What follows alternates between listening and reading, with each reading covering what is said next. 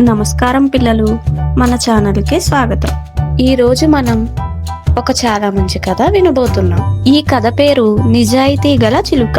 రండి కథ మొదలు పెడదాం. ఒక అందమైన తోటలో రంగురంగుల పూల మధ్య ఒక తెలివైన చిలుక ఆనందంగా నివసిస్తూ ఉంటుంది. సూర్యుడు మెల్లగా వెలుగులు పంచుతుంటాడు. పక్షులు మధురంగా పాటలు పాడుతూ ఉంటాయి. అప్పుడే విక్కీ అనే చిన్న పిల్లవాడు ఆ తోటలోకి సంతోషంగా వచ్చాడు.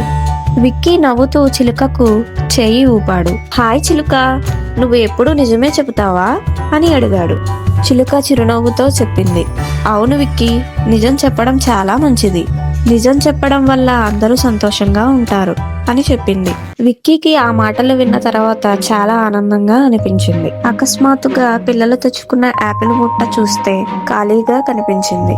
అయ్యో, మనం తెచ్చుకున్న యాపిల్స్ ఎక్కడికి పోయాయి అని పిల్లలు ఆశ్చర్యపోయారు. విక్కీ ఆలోచిస్తూ చుట్టూ చూశాడు. ఒక చిలిపి కోతి చెట్టు వెనుక యాపిల్స్ ను దాచుకుని నిలబడి ఉంది. పిల్లలు అడిగారు, నువ్వే యాపిల్స్ తీసుకున్నావా? కోతి భయంగా, లేదు, నేను తీసుకోలేదు అని అబద్ధం చెప్పింది. అప్పుడు చిలుక ధైర్యంగా ముందుకు వచ్చింది. కోతి యాపిల్స్ తీసుకుంది, నేను చూశాను, చెట్టు వెనుక దాచింది అని నిజం చెప్పింది. అందరూ కోతిని చూశారు. కోతి తల వంచి బాధపడింది. క్షమించండి, నేను అబద్ధం చెప్పాను, ఇకపై ఎప్పుడూ అబద్ధం చెప్పను అని చెప్పి యాపిల్స్ తిరిగి ఇచ్చింది. అందరూ ఆనందంగా యాపిల్స్ పంచుకున్నారు. విక్కీ చప్పట్లు కొట్టాడు.